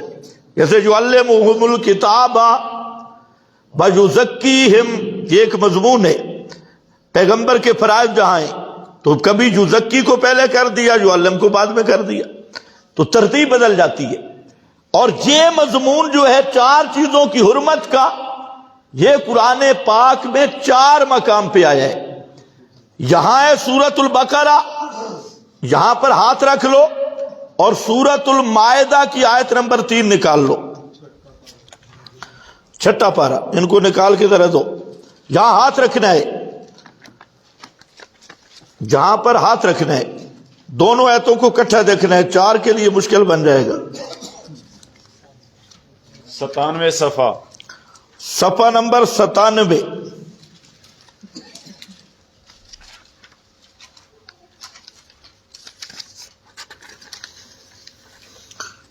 آیت نمبر 3، جہاں پر دیکھیں حرمت علیکم المیتۃ والدم ولحم الخنزیر وما اہل لغیر اللہ بہ، وہی ترتیب ہے، حرام کیا گیا اوپر تمہارے مردار اور خون اور خنزیر کا گوشت، وما، اب صرف جانور نہیں، وما یہ ما عام ہے، جانور ہو، حلوہ ہو، چاول ہوں، اچھاڑ ہو، کپڑا ہو، کوئی چیز بھی ہو کیا؟ اہلا لغیر اللہ بہ، اور جہاں پر کیا آیا؟ وما اہلا بہ لغیر اللہ، جو غیر کے تقرب کے لیے مانا ہے، منت منوتی نظر نیاز، اور پھر آگے جا کے سورہ انعام میں ہے یہی مضمون ہے بالکل، اب وقت بڑا کم ہے، اور آگے سورۃ النحل میں ہے مضمون ایک ہی ہے، 4 جگہ پہ۔ اب بات سمجھو، چاروں جگہ پہ اللہ نے ترتیب نہیں بدلی، ترتیب یہی رکھی، مردار حرام، خون حرام، خنزیر کا گوشت حرام، اور چوتھے نمبر پہ غیر اللہ کے تقرب کی چیز حرام، غیر اللہ کے نام کی نظر نیاز منت منوتی والی چیز حرام۔ یہ ترتیب کیوں رکھی؟ اس ترتیب میں یہی حکمت ہے کہ ترتیب ہے ترقی من الادنی الی الاعلی، بتانا یہ مقصود ہے کہ پہلے نمبر کا حرام وہ کیا ہے؟ میتا ہے، اور اس سے بڑا حرام، یہ ترقی ہو رہی ہے حرمت میں، اس سے بڑا حرام وہ خون ہے، اور اس سے بڑا حرام وہ خنزیر کا گوشت ہے، اور اس سے بڑا حرام غیر اللہ کے نام کا بکرا چھترا جو تقرب کے لیے مانا ہوا ہے وہ حرام ہے۔ یہ خنزیر سے بھی بڑھ کے حرام۔ کیوں؟ جہاں 2 باتیں سمجھو، کیوں؟ وجہ یہ جو پہلی چیزیں 3 چیزیں ہیں ان کو اللہ نے حرام کیا ہے، اس میں نفع تمہارا ہے، تمہارے فائدہ کے لیے۔ آج بھی ڈاکٹروں سے پوچھ لو، چاہے وہ کافر ڈاکٹر بھی ہو، کہ مردار کھانا صحت کے لیے مضر ہے، صحت کو نقصان ہے۔ اسی طریقہ سے لہو پینا صحت کے لیے نقصان ہے۔ خنزیر کا گوشت غذا کا اثر ہوتا ہے۔ خنزیر سب سے بڑا دیوس اور بے غیرت جانور ہے۔ ایک خنزیرنی پہ 50 خنزیر جمع ہو جائے تو ان کا بالکل اتفاق ہے، پی ڈی ایم بن جاتی ہے، ان کا کوئی اختلاف نہیں بنتا، سب کٹھے ہو جاتی اور بڑے سلوک کے ساتھ۔ حالانکہ یہ اتفاق کتوں میں بھی نہیں اور بھی کسی جانور میں نہیں، تو سب سے بے غیرت جانور وہ خنزیر ہے۔ تو اب خنزیر جو کھاتا ہے اس میں غیرت نہیں رہتی، تو اللہ نے 3 چیزیں حرام کی ہیں تیری غیرت کے تحفظ میں، کہ تاکہ تیری غیرت باقی رہے۔ مردار نہ کھانا، لہو نہ کھانا، خنزیر نہ کھانا، یہ 3 چیزیں۔ اور ایک مسئلہ ذکر کیا ہے جو رب کی غیرت کا مسئلہ ہے، اپنی غیرت کا مسئلہ ہے، اور وہ کیا ہے؟ رب کی غیرت یہ ہے کہ رب کا حق رب کو دینا ہے، رب کا حق کسی غیر کو نہیں دینا، اور رب کا حق عبادت کس کا حق ہے؟ رب کا ہے۔ نظر منت منوتی نیاز یہ عبادت ہے۔ جب رب کا حق اور رب کی عبادت غیر کی طرف کر دی تو یہ رب کی غیرت کو چیلنج ہے، اور اس لیے اللہ نے فرمایا 3 چیزیں وہ پہلے حرام ہیں، اور تینوں سے بڑھ کے جو غیر اللہ کے تقرب کی چیز ہے، نظر نیاز اور منت منوتی والی، تم کو کہتے ہو تبرک ہے، بڑی اچھی ہے، بڑا تبرک ہے، جاتا ہے نا، کہتے لنگر کا جو چسکا ہے نا، سبحان اللہ، لنگر مزہ نہیں آیا، لیکن لنگر والی دال بڑی چسکی تھی، ساتھ باندھ کے بھی لے آیا تبرک۔ اللہ نے فرمایا ما اہل بہ لغیر اللہ، یہ خنزیر سے بھی بڑھ کے حرام ہے۔ اب دیکھو دونوں مقام کا فتویٰ دیکھ لو، اس کو تم مانا کیا؟ کیوں حرام ہے؟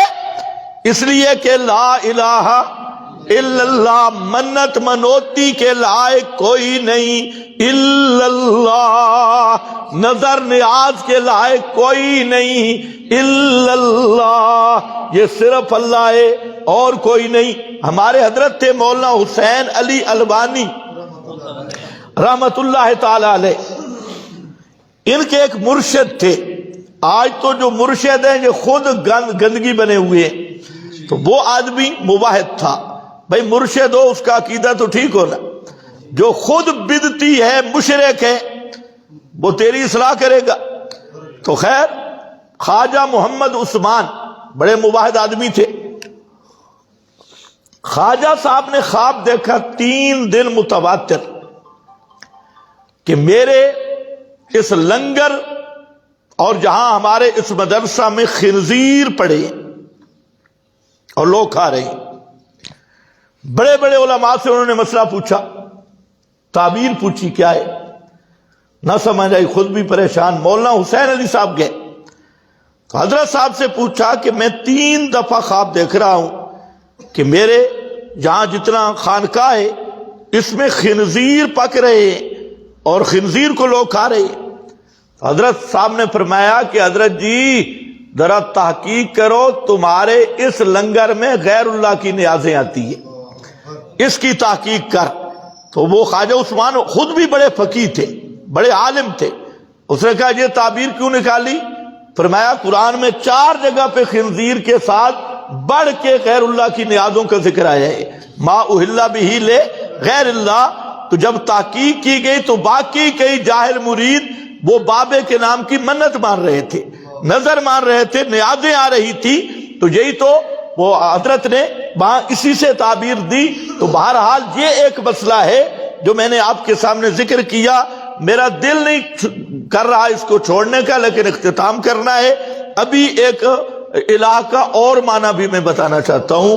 وہ سورہ التوبہ نکالو, آیت نمبر 31.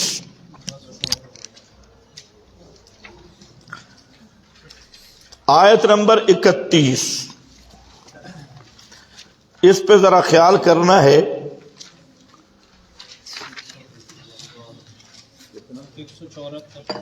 174 جو میرے نوجوان بھائی بیٹھے ہیں سب دیکھو, اپنا مستقبل بچاؤ.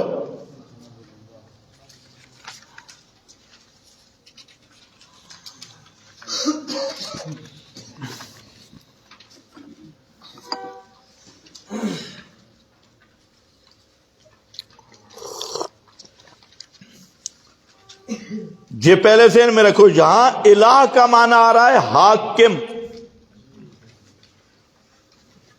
الہ کا کیا معنی آ رہا ہے؟ حاکم. یہ بھی الہ کا معنی ہے حاکم. حاکم کا کیا معنی؟ حاکم یہ وہ جو لفظ آپ نے متصرف پڑھا ہے, کائنات میں تصرف کرنے والا. جس طرح رب العالمین الہ ہے, الہ کا معنی موت اور زندگی میں تصرف کرنے والا, رزق اور حاجتوں میں تصرف کرنے والا, مشکلات کو حل کرنے والا, تکوینی امور میں تصرف کرنے والا. تکوینی امور جو کائنات کے متعلقہ کا امور ہے, سورج ہے, چاند ہے, صحت ہے, بیماری ہے, رزق ہے, ہنسنا ہے, رونا ہے, غم ہے, خوشی ہے, یہ امور کائنات ہے. ان کو کہتے ہیں تکوینی امور. تکوینی امور میں متصرف کا لفظ بولا جاتا ہے. اسی طرح ایک چیز ہے شرعی تصرف, اور وہ چیز ہے کسی چیز کو حلال قرار دینا, کسی چیز کو حرام قرار دینا. تحلیل, تحریم, شریعت کا مقرر کرنا, نظام کا مقرر کرنا, زندگی کے اصولوں کا مقرر کرنا, شرعی احکام کا مقنن ان کو بنانا. تو اس کو کیا کہتے ہیں؟ حاکم. اور اللہ رب العزت جس طرح تکوینی امور میں اکیلا متصرف ہے, اسی طرح شرعی امور میں بھی اکیلا متصرف ہے. اور جہاں اس آیت کے مفہوم میں وہی معنی آ رہا ہے کہ حاکم صرف اللہ ہے, اور اس کی تشریح کی ہے حضرت شاہ ولی اللہ محدث دہلوی حکیم الامت نے. فرمایا لا تحلیلا بلا تحریما, لا تحلیلا بلا تحریما الا للہ. کوئی کسی کو کسی چیز کے حرام کرنے کا اختیار نہیں، کسی چیز کے حلال کرنے کا اختیار نہیں۔ لا تشریع لا تحلیل ولا تحریم الا للہ۔ اور علماء کے لیے بھی یہ ضروری ہے مسئلہ سمجھنا، مسلم الثبوت اور توضیح طلبی جو اصول کی کتابیں ہیں ان میں بھی یہ بحث موجود ہے کہ حاکم حقیقی صرف اللہ ہے، شارع حقیقی صرف اللہ ہے، شارع شریعت وضع کرنے کا حق، قانون بنانے کا حق یہ صرف رب العالمین کو ہے، اللہ کے سوا کوئی کائنات میں حاکم نہیں۔ اس کو ذرا خیال سے پڑھنا ہے، سمجھنا بھی ہے، کوئی حاکم نہیں ہے۔ یہ آیت ذرا دیکھنی ہے، اتخذوا احبارهم ورهبانهم اربابا من دون اللہ والمسیح ابن مریم وما امروا الا لیعبدوا الہا واحدا لا الہ الا ہو، لا الہ الا ہو، اس کے سوا کوئی حاکم نہیں، صرف حاکم اکیلا کون ہے؟ اللہ۔ اچھا، عبادت کا ایک معنی طاعت ہے، اطاعت، طاعت ایک معنی یہ ہے۔ جیسے بنی اسرائیل کے بارے میں قرآن میں آیا، وقت بڑا کم ہے، شارٹ کٹ چلنا ہے، وہاں پر کیا ہے؟ قومہما، فرعون نے کہا کہ موسیٰ اور ہارون کی قوم لنا عابدون، یہ ہماری عابد ہے، یعنی ہمارے قانون کے نیچے ہے، ہمارے نظام کو تسلیم کرنے والی ہے۔ یہ نہیں ہے کہ فرعون کو سجدہ کرتے تھے بنی اسرائیلی۔ عابدون کا معنی ہمارے مطیع ہیں، ہمارے قانون کے نیچے ہیں، ہمارے نظام کو ماننے والے ہیں۔ قومہما لنا عابدون۔ اسی طرح سورہ یاسین میں کھڑا ہے،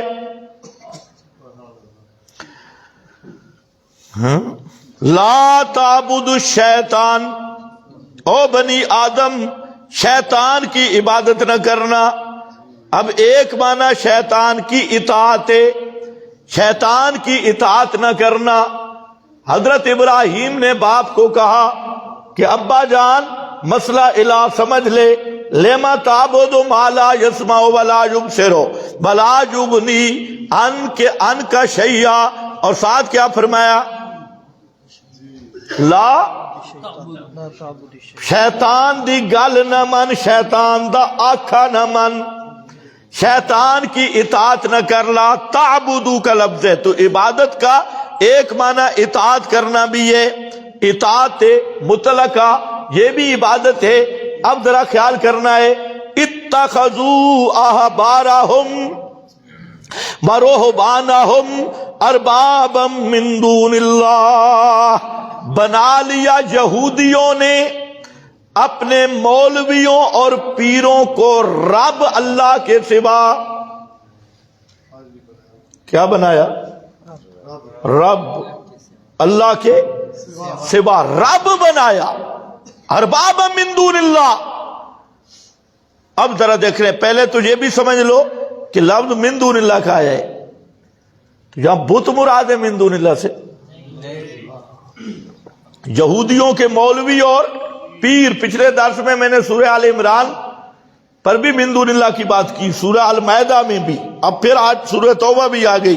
یہودیوں کے مولوی اور پیر من دون اللہ، یہ جو ملا کہتے ہیں نا من دون اللہ، جہاں بھی آئے بت بت بت بت، یہ یہودیاں دے مولوی تے پیر بت تن، سونے چاندی کے بنے ہوئے نہیں۔ احبار رہبان، احبار ہبر کی جمع، بہت بڑا عالم، رہبان راہب کی جمع، بہت بڑا پیر اور عابد، ان کو انہوں نے بنا لیا اللہ کے سوا اربابا، رب۔ اب اس کی تفسیر، اس کے مفہوم میں 3 مصداق ہیں۔ پہلا مصداق یہ ہے، حضرت عدی آگے، یہ اہل کتاب سے تھے، نبی کریم علیہ السلام کے پاس، انہوں نے سوال کیا کہ قرآن نے ہم پہ ایک الزام لگایا ہے۔ قرآن کہتا ہے کہ ہم نے مولویوں اور پیروں کو رب بنایا ہے، حالانکہ ہم مولویوں اور پیروں کو رب نہیں کہتے تھے۔ یہ کس نے کہا؟ حضرت عدی بن حاتم، حضرت عدی نے کہا کہ قرآن میں ایک چیز آئی ہے، سوال کیا کہ ہم نے مولویوں اور پیروں کو کیا بنایا؟ رب۔ اس نے کہا یا رسول اللہ، یہ مسلمان ہو گیا تھا۔ اس نے کہا ہم نے تو رب نہیں بنایا تھا، ہم تو اسے احبار روبان کہتے، پیر اور مولوی کہتے، اور قرآن نے کہا رب بنائے۔ آپ نے سوال کیا یہ بتاؤ، اللہ کی کتاب ایک چیز کو حلال کہتی اور مولوی اور پیر حرام کہتا، کس کی بات مانتے تھے؟ انہوں نے کہا جی مولوی کی۔ اللہ کی کتاب ایک چیز کو حرام کہتی، مولوی اور پیر کیا کہتا؟ حلال۔ تو فرمایا کس کی مانتے تھے؟ کہ جی مولوی کی۔ فرمایا یہی تو ہے رب بنانا، یہی کیا ہے؟ رب بنانا۔ اللہ کے حلال چیز کو اللہ حلال کہے، مولوی حرام کہے، تو حلال کرنا حرام کرنا یہ کس کی شان ہے؟ یہاں بات سمجھنے کی ہے، یہ صرف اللہ کی شان ہے۔ یہ اختیار اللہ نے پیغمبر کو بھی نہیں دیا۔ نبی کریم علیہ السلام نے ایک ہی مرتبہ کہا نا کہ شہد نہیں کھاؤں گا، ماکھی شہد نہیں کھاؤں گا، تو اوپر سے آواز آئی لیما تو حرمو یا ایھا النبیو لیما تو حرمو، سورہ تحریم کی پہلی آیات دیکھنا، اے بلند شان والے، لیما تو حرمو، کیوں حرام کرتا ہے؟ ما احل اللہ لک، جس چیز کو اللہ نے تیرے لیے حرام کیا، حالانکہ آپ نے حرام نہیں کیا تھا، قسم اٹھائی تھی کہ میں شہد نہیں کھاؤں گا، اور اللہ نے فرمایا اپنی قسم کا کفارہ ادا کر، میں حلال کروں آپ حرام کریں، یہ آپ کا منصب نہیں ہے۔ اس لیے میں نے جملہ کیا بولا تھا؟ نمائندہ۔ آپ اللہ کے حلال حرام احکام کے نمائندہ اور ترجمان احکام اللہ کے ہیں۔ کسی چیز کو حلال کرے، کسی کو حرام کرے۔ حضرت علی المرتضی، بخاری کی حدیث ہے۔ ٹائم اوپر ہو گئی، خیر آج تھوڑا سا نماز لیٹ پڑھیں گے کیونکہ اختتام کرنا ہے، تو صوفی ناراض نہ ہونا خدا کے لیے۔ اچھا بھائی، تو حضرت علی نے ارادہ کیا بخاری شریف میں کہ ابو جہل کی بیٹی سے نکاح کروں گا۔ توجہ ہے نا بھائی؟ یہ بھی مسئلہ ذہن میں رکھ لو کہ زیادہ شادیاں کرنا یہ کوئی جرم نہیں ہے۔ ہاں، گھر میں وہی بتلائے جو بتلانے کی طاقت رکھتا ہو۔ یہاں یہ مسئلہ سن لو، قرآن نے خود ترغیب دی ہے، فَانكِحُوا مَا طَابَ لَكُم مِّنَ النِّسَاءِ مَثْنَىٰ وَثُلَاثَ، رباع، دو کرو، تین کرو۔ یہ ہندوؤں کے ہاں ایک رسم چلی تھی اور اسی کا مسلمانوں پہ بھی اثر ہے۔ ہندوؤں میں یہ رسم بن گئی تھی کہ شادی ایک ہی کرنی ہے۔ خیر انہوں نے تو پھر آگے ترقی کی، 7 بھائی ہیں، 7 کے لیے ایک شادی کافی ہے، انہوں نے پھر آگے ترقی کر لی۔ تو تعدد ازواج، اور آپ یہ دیکھیں سب سے بڑی چیز ہے اپنے ایمان کی حفاظت، حرام کاری سے بچنا، بدکاری سے بچنا۔ اب جو آدمی ایک شادی پہ اتفاق کر کے حرام کاری، بد نظری، ان چیزوں سے محفوظ رہ سکتا ہے، ٹھیک ہے، کوئی ضروری نہیں، لیکن ایک آدمی کے وسائل ہیں۔ ہمارے لوگوں میں کتنی ایک غلط چیز چل پڑی ہے کہ شادی دوسری کو عیب سمجھتی ہے۔ کوئی فلانے نے شادی کر تو بہت تو بڑا، اور جو ویسے بد نظری کرے تو خیر سل ہے، اور ویسے کوئی فیس بک والے فرینڈ بنائے کوئی پوچھنے والا نہیں، اور خفیہ ملاقاتوں پہ کوئی پابندی نہیں، اے بڑا جرم کی تصویر، اور نکاح کر لے، اور عورتوں کا بھی یہ ذہن بنا دیا گیا۔ تو حضرت علی یہ دوسری شادی کرنا چاہتے تھے۔ پہلی شادی تھی حضرت فاطمہ کے ساتھ۔ اچھا یہ بھی نہیں ہوتا بھئی آدمی دوسری شادی تب کرتا ہے کہ پہلی بیوی کسی کام کی نہیں ہوتی، یہ بھی لوگوں نے بنایا ہوا ہے. تو شریعت نے اجازت دی ہے، اس لیے جس کو اللہ نے طاقت دی ہے وہ حرام کاری سے بچے اور بد کرداری بدکاری سے بچے. 2 کرے، 3 کرے، 4 یہ شریعت نے آپشن یہ دیے. جب نکاح عام ہوگا زنا ختم ہوگا. نکاح کو جب عام نہیں کرو گے تو پھر آج حالات دیکھ لو. خدا کی قسم ہم تو حیران پریشان ہو جاتے ہیں. ہماری رسموں نے ہمیں کیسا ذلیل کیا کہ کسی آدمی کسی عورت کا خامد مر گیا، اب بیچاری وہ بیٹھی ہے، بیوہ کی شادی نہیں ہو رہی. کوئی کسی گھر میں چلی گئی، اس کا خامد مر گیا، وہ گھر والوں نے قبضہ کر لیا. اس طرح اور بہت سارے مسائل ہیں. تو اس کا نتیجہ کیا نکل رہا ہے آپ کو بھی پتہ ہے، ہمیں بھی پتہ ہے. ہم سے روزانہ مسئلہ پوچھتے ہیں کہ کیس کیسے آتے ہیں. میں جہاں بیان نہیں کر سکتا کہ سسر بہو کا مسئلہ بن گیا ہے جی، بہن بھائی کا مسئلہ بن گیا ہے جی، حتیٰ کہ ایسے کیس بھی آئے کہ بیٹے اور ماں کا مسئلہ بن گیا ہے. اب یہ کس طرح معاشرہ جا رہا ہے؟ تو اس سے بہتر نہیں کہ نکاح عام ہو. تو نکاح کو عام کرو، نکاح کو سستا کرو. سستا کیا ہے؟ جو شرعی تقاضے ہیں وہ پورے کرے. یہ جہیز شہیز کی لعنت سے بچو. جہیزوں کی وجہ سے کئی گھر برباد ہو گئے. اور نکاح کو بالکل سادہ، مہر سادہ، نکاح سادہ. جس پہ آج کل یہ جو روٹین چل پڑی ہے، بھئی اتنا بڑا 10-12 لاکھ ہوٹل پہ نہیں لگائے گا تو لوگ کہیں گے جی ملک صاحب تو صحیح شادی نہیں کی تھی. یہ لوگوں کے کہنے کے لیے شریعت کو پسے پوئی ڈال کے، اور جن لوگوں نے پھر آپ کی ریس میں آپ کے مقابلے میں شادیاں روکی یا جو خرابیاں ہوئی تو ان کا گناہ آپ کو بھی تو ملے گا. اس لیے جو مواعظ ساتھی ہو، تمہارے لیے یہ عمل کے مسائل ہیں کہ نکاح کو بالکل سستا کرو. سستا کرو نکاح، اور شادیوں کو بھارا نہ کرو. اور جتنا کم خرچہ کرو گے، یہ ریاکاریاں نمودیں ایک تو ویسے فضول خرچی ہے، دوسرا یہ ہے کہ دوسروں لوگوں کے لیے آپ مانے بنتے ہیں. کئی ایسے آدمی آتے ہیں جی میں نے بیٹیوں کی شادی کرنی ہے، میرے پاس جہیز نہیں. پھر ہم کہتے ہیں ہمارے ساتھ رابطہ کر، ہم تمہیں ایسے آدمی دے کہ بالکل 2 کپڑوں میں ان کو چلاؤ، کوئی 1 روپیہ دینے کی بھی ضرورت نہیں. تو کہتے ہیں برادری میں ناک نہیں رہے گا. ناک رکھنا ہے، یہ ناک رکھ رہا ہے. یہ سب جہلیت کی رسمیں. حضرت علی المرتضیٰ شادی کرنا چاہ رہے ہیں اور عقد میں کون ہے؟ بطول جنت حضرت فاطمہ الزہرا کہہ دو رضی اللہ تعالی. کوئی کمی ہو سکتی ہے؟ دنیا آخرت ظاہر باطن کی کوئی کمی ہے؟ حضرت فاطمہ تو وہ عورت ہے، وہ خوش نصیب عورت کہ جب پیغمبر کریم کے پاس جاتی ہیں تو اللہ کے نبی اٹھ کر آپ کے ماتھے کو چومتے ہیں. وہ آپ کی پیاری بیٹی جو ظاہری حسن بھی ہے باطنی حسن بھی ہے.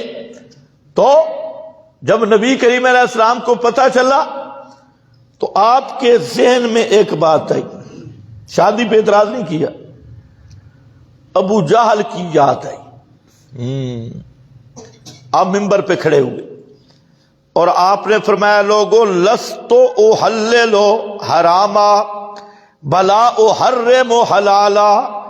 یہ بات تو پکی ہے کہ میں اللہ کے حلال کو حرام نہیں کر سکتا. جس چیز کو اللہ نے حلال کیا ہے اس کو میں حرام نہیں کر سکتا. جس چیز کو اللہ نے حرام کیا اس کو میں محمد مصطفیٰ حلال نہیں کر سکتا. لیکن یاد رکھ لے کہ اللہ کے نبی کی بیٹی اور عدو اللہ اللہ کے دشمن کی بیٹی ایک آدمی کی عقد میں جمع نہیں ہو سکتی. ایک طرف نبی کی بیٹی ہے، دوسری طرف ابو جہل رئیس المشرکین کی بیٹی ہے. یہ دو ایک آدمی کے عقد میں جمع نہیں ہو سکتی. لیکن آپ نے ساتھ فرما دیا کہ اللہ کے حلالوں کو میں حرام نہیں کر سکتا. تو حلال اور حرام کرنا یہ کس کا اختیار ہے؟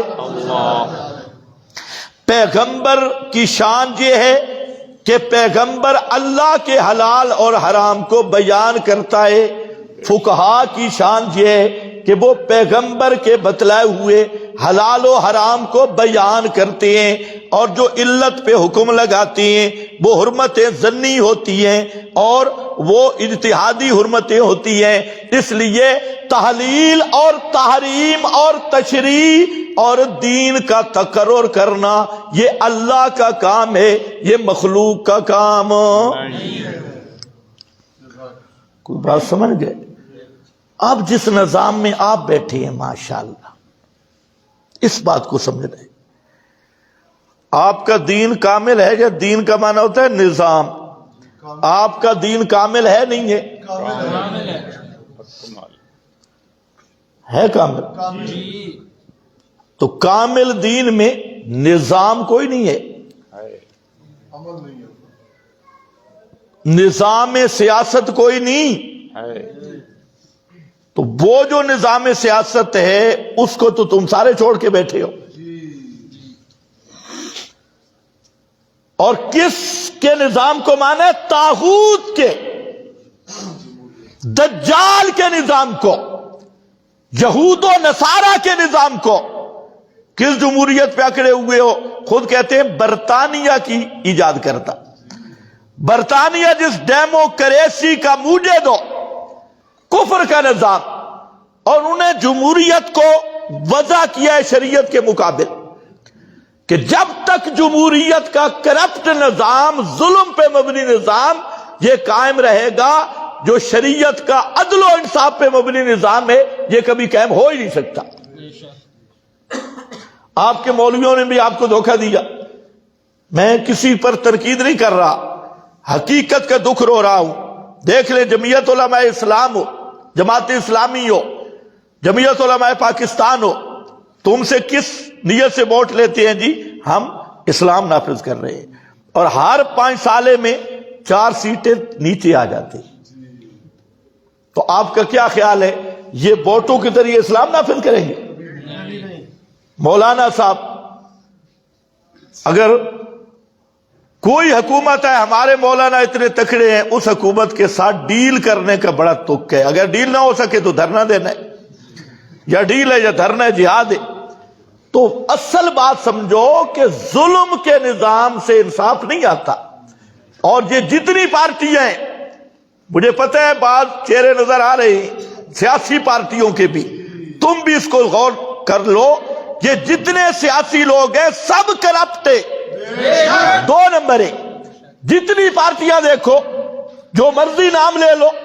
اور میں نے آج جمعے پہ بھی کہا کہ ایک بات میں سچے ہیں، ایک دوسرے کو ڈاکو کہنے میں، بے ایمان کہنے میں، خائن اور جھوٹا کہنے میں. اس بات میں ان کا جو اتفاق ہے یہ واقعی سچ پہ اتفاق ہے کہ جھوٹے سب ہیں، ڈاکو سب ہیں، بدماش سب ہیں، اور یہ کیا بنے ہوئے ہیں؟ صادق امین. چہرے ان کے دیکھو، صادقین، یہ صادق امین ہے. تو پورا نظام جو جمہوریت کا نظام ہے، موجودہ جمہوریت مغربی، یہ کیا ہے؟ اسلام کے مقابل ہے، شریعت کے مقابل ہے. اچھا پھر یہ خود نظام ہی ظلم پہ مبنی ہے. آپ نے دیکھا 70 سال تک یہ نظام چلا ہے، ملک کا بیڑا غرق انہوں نے کیا ہے یا نہیں؟ پورا ملک کا بیڑا. اب غریب بیچارہ بولنے کا بھی نہیں، اتنے پیسے بھی نہیں کہ احتجاج کے لیے سڑک پہ چلا جائے اتنا. اور یہ ایسا نظام ہے کہ غریب نیچے جا رہا ہے، اور وہی انگریزوں کے کتے نہلانے والے اور انگریزوں کے نوکر یہ اوپر جا رہے ہیں. جتنی مہنگائی ہو انہیں کیا فرق پڑتا ہے؟ انہیں تو کوئی فرق نہیں، اربوں روپے آمدن ہے. اور جو غریب ہے یہ پس رہا ہے. اور یہ انگریز کی پالیسی تھی. انگریز جب جانے لگا انہوں نے کالے انگریزوں کو، کلمہ گو انگریز کو مسلط کیا کہ ہماری کالونی کی تم نے حفاظت کرنی ہے، قانون ہمارا چلے گا، ضابطے ہمارے چلیں گے. اب تمہاری عدالت میں عدالت مسلمانوں کی ہے، قانون انگریز کا ہے. کورٹ مسلمان کا ہے، جج مسلمان بیٹھا ہے، اور قرآن بند ہے. قرآن سے نہیں پوچھے گا کہ محمد مصطفیٰ کا قانون کیا کہتا ہے، اور وہ قانون انگریز کا ہوگا. حتیٰ کہ تمہارے ملک میں تو ابھی تک دفتری زبان بھی انگلش ہے. حالانکہ ملک کی زبان تو اردو تھی، قومی زبان، لیکن جو اتنے انگریز سے مرعوب غلام ہیں کہ دفتروں میں جاؤ انگلش ہے، ڈاکٹر کے پاس جاؤ انگلش ہے، اور کسی اور کے پاس جاؤ انگلش ہے۔ اب ان کو کوئی سمجھائے بھئی تم انگریز کی نسل ہو یا مسلمان ہو، جب تمہیں اپنی زبان، اور تمہارے M N A M P A تو نیچے طبقہ ہے بیچارے، یہ جو اوپر والا طبقہ ہے وزراء اور کابینہ والا، اس کو اردو بولنا نہیں آتا۔ ابھی تک یہ متعین نہیں ہو رہا بھٹو ہے یا زرداری، یہ دونوں کہنے پڑتے ہیں، اور اردو بولنا نہیں آتا۔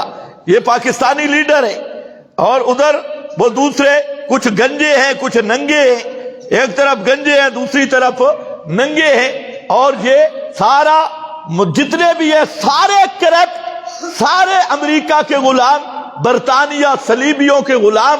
بے شک تم سے ووٹ لے لے امریکہ کے مقابلہ کا نام لے کر، وہ امریکہ کے مد مقابل دشمنی میں سے انصاف کیسے آئے گا؟ کبھی نہیں آ سکتا۔ اس لیے انصاف والا نظام وہ نظام محمد مصطفیٰ ہے، اور وہ اس لیے انصاف والا ہے کہ وہ نظام مقرر کس نے کیا ہے؟ اللہ نے۔ آپ یار موٹر سائیکل لے آتی ہے، ایک کار لے آتی ہے، ساتھ ایک کاپی ملتی ہے، آپ اس کاپی کے مطابق اس میں پیٹرول ڈالتے ہیں، موبلائل ڈالتے ہیں، اور وہ چلانے کے لیے کاپی ہوتی ہے۔ موٹر سائیکلوں کی تو کاپی دیکھتے ہیں، اور انسان کو اللہ نے اشرف المخلوقات بنایا، اس کے لیے کوئی کاپی نہیں بھیجی کہ اس نے چلنا کیسے ہے۔ اس کے لیے جو کاپی بھیجی وہ قرآن ہے۔ یہ قرآن انسان کو چلانے کے لیے آیا، یہی نظام محمدی حق ہے۔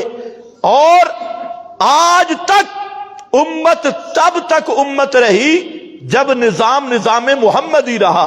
جب محمدی نظام سے نکل کے صلیبی نظام کے نیچے چلی گئی امت، تہذیب صلیبی، ذہن صلیبی کا معنی ہے انگریزی، ذہن انگریزی، غلامی انگریزی، اب زبان انگریزی، مسلمان کا بچہ اس میں عربی میں بات کرو تو اسے سمجھ نہیں آتی۔ اب یہ جو ہوتے ہیں پینٹ پتلون والے، ہم نے ان کا علاج سوچا ہوا ہے، جب ہم دفتروں میں کہیں جانا پڑ جائے تو آگے سے انگلش بولیں گے، ہم آگے سے عربی میں 2 لفظ کہیں گے۔ اب پوچھے کیا؟ ہم کہتے ہیں پھر انسان کے بچے بنو، اردو میں بات کریں۔ تمہیں انگلش آتی ہے، بڑے بھائی تم کوئی پڑھے لکھے ہو گئے تو ہم آپ کو عربی فارسی سنا دیں گے، پھر کیا ہوگا؟ کوئی اور زبان سنا دیں گے۔ تو یہ ذہنی غلامی ہے۔ اور تم بھی خیال رکھو، انگلش سکولوں میں اولاد کو پڑھا رہے ہو، مدرسے میں کبھی پڑھائے؟ سوال نہیں پیدا ہوتا۔ مدرسے میں آپ وہی بچہ دیں گے جو 6 دفعہ سکول میں فیل ہوا ہو۔ ہاں، یہ سکول میں نہیں چل سکتا، مدرسے میں۔ پھر کہتے ہو مولوی نکمے ہوتے ہیں، جب سارا مال ہی کباڑ والا مولویوں کو ملتا ہے۔ جو ذہین بچہ ہے وہ تو تم یونیورسٹی میں لے جاتے ہو، کالج میں لے جاتے ہو، اور وہ ادھر گیا، اور جو بالکل کباڑ خانہ ہے تم مدارس میں جمع کرتے ہو، تو پھر مولوی فضل الرحمان جیسے نکلنے ہیں یا اس طرح نکلنے ہیں، تو پھر تم گلہ کرتے ہو مولوی بیکار ہے۔ مولوی بیکار نہیں، تم مال ہی بیکار دیتے ہو۔ تو اس لیے یہ عقیدہ رکھ، لا الہ الا اللہ، لا حاکم الا اللہ، اللہ کے سوا کوئی حاکم۔ اور سب سے بڑا شرک فی الحاکمیت یہودیوں سے شروع ہوا، اتخذوا احبارہم ورہبانہم اربابا من دون اللہ والمسیح ابن مریم۔ یہ علماء خیر فرق کر لیں گے، تفسیر میں ہم بھی کرتے ہیں۔ خیر وہاں حضرت عدی کا جو ایک مصداق تھا میں نے ذکر کیا، آگے وما امروا الا لیعبدوا الہا واحدا لا الہ الا ہو سبحانہ عما یشرکون۔ سبحان اللہ۔ بس بھائی، یہ میں نے الہ کا مختصر سا معنی ان 5 درسوں میں بتا دیا۔ جو آدمی سننا چاہے تو 5 محفوظ ہیں، پہلے درس سے آخری تک سنیں تو وہ انشاءاللہ آ جائے گا۔ ابھی درس نہیں ختم ہوگا، درس انشاءاللہ یہ ہمارے حضرت کا مرکز ہے، اور درس انشاءاللہ جاری رہے گا۔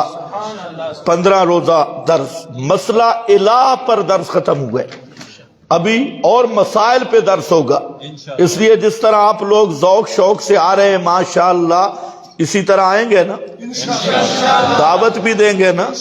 ہاں یہ آپ کی خوش قسمتی ہے، اسلام آباد کے اس مرکز میں مرکزی درس ہونا چاہیے، اور آپ کا اگر ذوق ہوا تو ہم ہر ہفتے بھی شروع کر دیں گے، 15 دن نہیں ہر ہفتہ بھی شروع ہو سکتا ہے۔ اپنے دوستوں کو لائیں، عزیزوں کو لائیں، دعوت دیں۔ اب ایک جمعہ چھوڑ کر پھر اگلے جمعے پہ درس ہوگا، اور وہ ہم میسج میں بتا دیں گے کس مسئلہ پہ ہوگا، مشورہ کر لیں گے، تو آپ نے ذوق شوق سے آنا ہے۔ اب جس ساتھی کو جو مسئلہ بیان ہو چکا ہے اس پر کوئی سوال، اعتراض یا کسی کا کوئی علم بول رہا ہو تو وہ پرچی بھی لکھ سکتا ہے، زبانن بھی پوچھ سکتا ہے۔ ابھی آپ کا نمبر ہے، پھر نماز پڑھتی ہے۔ سر مولانا صاحب، یہ 12ویں کے بارے میں ایک بندے سے کچھ وہ کہتا ہم تو اس سال ثواب کی لے کر اس کے نام بھی تو ہم نہیں کرتے۔ دو باتیں، نظر اور منت اور تقرب سے پوچھو عقیدہ کیا ہے، وہ کہتا ہم کہ جس کے نام کی 11ویں ہم کرتے ہیں اس کو ہمارے حال کا پتہ ہے یا نہیں ہے، وہ خوش ہو کر کروا دینے یا کر دینے کی تصرف رکھتا ہے یا نہیں۔ اگر اس کا یہ نظریہ ہے کہ پیر عبد القادر جیلانی ما فوق الاسباب ہماری پکار سنتے بھی نہیں اور کر سکتے بھی نہیں، تصرف بھی ما فوق الاسباب کر نہیں سکتے، اور ہم ایصال ثواب کرتے ہیں، تو پھر ایصال ثواب پہ بات ہوگی، شرک کا فتویٰ ہم نہیں لگائیں گے۔ شرک کا فتویٰ تب لگے گا جب عقیدہ شرکیہ ہوگا، پھر بات چل پڑے گی بدعت اور سنت کی، وہ ایک الگ بات ہے کہ یہ 11ویں کہاں سے آ گئی۔ ایصال ثواب تو کسی وقت بھی کیا جا سکتا ہے، لیکن ہر مہینے کی 11ویں، چھوٹی 11ویں، بڑی 11ویں، یہ 11ویں کا ثبوت کیا ہے، تو پھر یوں بات ہوگی۔ لیکن جو شرک اور توحید کی بات ہے اس کا تعلق عقیدے کے ساتھ ہے، اور جتنے بھی یہ دیتے، ہم نے تو سینکڑوں سے پوچھا، یہی عقیدہ ہے کہ پیر عبد القادر جیلانی ہماری پکار سنتے بھی ہیں اور نفع نقصان حاجت روائی کر دیتے ہیں یا کروا دیتی۔ اور انہوں نے سارا آگے یہ بھی لکھا کہ نماز بھی پڑھ کے 11 قدم بغداد کی طرف چلو اور پیر کو پکارو، تو اب جب 11ویں دے رہا ہے تو یہ عقیدہ نہیں ہوگا۔ اگر یہ عقیدہ نہیں، شرک کا فتویٰ بھی نہیں، پھر بات کیا ہوگی بدعت کی، کہ 11ویں آئی کہاں سے، تو یہ تو صاف مسئلہ ہے۔ اور کوئی ساتھی؟